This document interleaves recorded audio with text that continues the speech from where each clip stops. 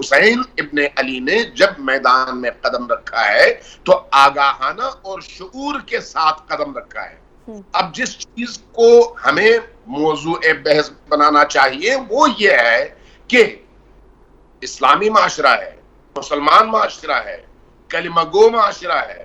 حسین ابن علی کے مقابلے میں مشرکین کھڑے نہیں ہوئے، حسین ابن علی کے مقابلے میں یہودی کھڑے نہیں ہوئے، حسین ابن علی کے مقابلے میں عیسائی کھڑے نہیں ہوئے، حسین ابن علی کے مقابلے میں ہندو یا کوئی اور کھڑے نہیں ہوئے۔ کون کھڑے ہوئے؟ مسلمان۔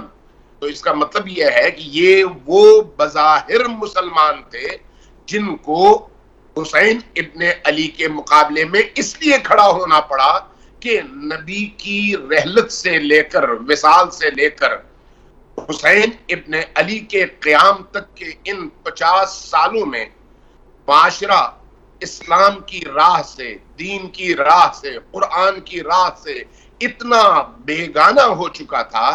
اسلام کے مظاہر زندہ تھے لیکن روح مر چکی تھی، نمازوں کی شکل زندہ تھی لیکن اس کی روح مر چکی تھی، روزوں کی شکل زندہ تھی، روح مر چکی تھی۔ معاشرہ اتنا بے حس، لاپرواہ اور دین خدا سے بیگانہ ہو چکا تھا کہ جس نبی کا وہ کلمہ پڑھتے تھے اس نبی کے گھر پہ انہوں نے حملہ کیا، اس نبی کے بچوں کو انہوں نے ذبح کیا، اس نبی کی بیٹیوں کو انہوں نے اسیر کیا اور پھر جشن منایا۔ یہ یہودیوں نے نہیں کیا، یہ عیسائیوں نے نہیں کیا، یہ بظاہر کلمہ پڑھنے والے ان گمراہ مسلمانوں نے کیا۔ تو یہ گویا اللہ تبارک و تعالیٰ نے اس دین کے انحراف کو دوبارہ ٹھیک کرنے اور دین کو صراط مستقیم پر گامزن رکھنے کے لیے اور گامزن کرنے کے لیے میدان کربلا کی شہادتوں کا اہتمام کیا تھا۔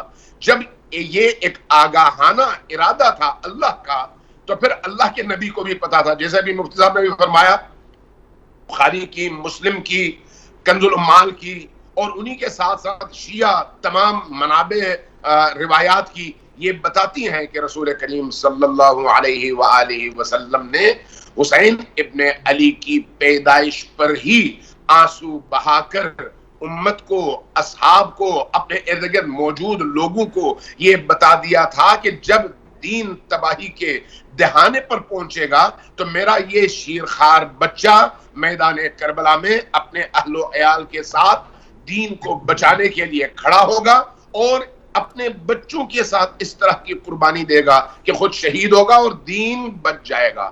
اسی لیے رسول کریم نے فرمایا تھا کہ حسین منی وانا من حسین۔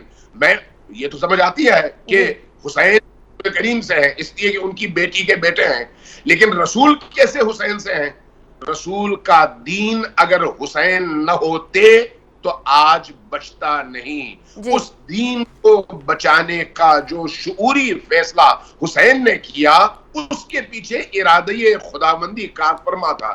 اس لیے جہاں جہاں حسین ابن علی نے قدم رکھا وہاں ارادے کے ساتھ، آگہی کے ساتھ، ایمان کے ساتھ، یقین کے ساتھ اور اعتماد کے ساتھ قدم رکھا۔ کوئی چیز ان کے لیے نئی نہیں تھی، تمام چیزیں ہاتھ کی ہتھیلی کی طرح سے حسین ابن علی پر واضح اور روشن تھی۔